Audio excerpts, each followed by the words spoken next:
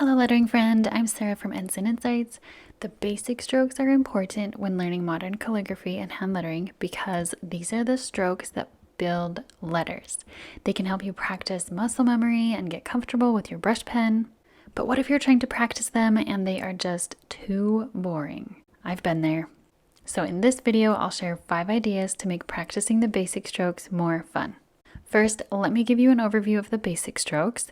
So we have the upstroke, downstroke, overturn, underturn, compound curve, ascending loop, descending loop, and oval.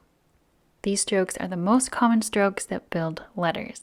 There are 2 important things I want to point out here. Number 1, the upstrokes are thin and the downstrokes are thick. So on the upstrokes, you give light pressure and the downstrokes, you give heavy pressure.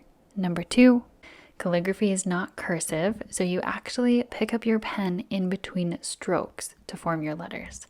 So having a good handle on the basic strokes can help you in your letters. All right, with that out of the way, here are 5 ideas to make practicing the basic strokes more fun. Number 1, use colors that you love. Maybe you like just black, or maybe you like a lot of colors like me.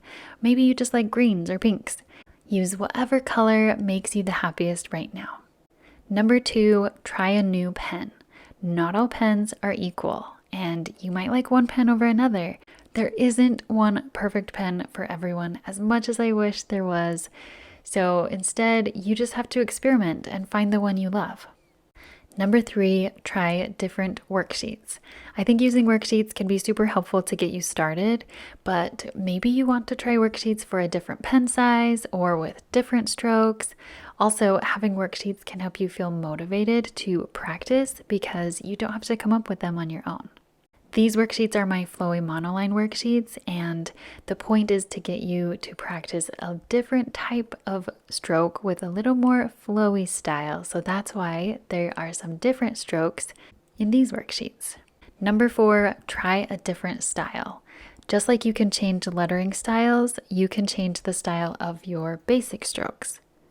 The goal with basic strokes is to practice certain curves and changes in pressure so you'll feel more comfortable with your brush pen.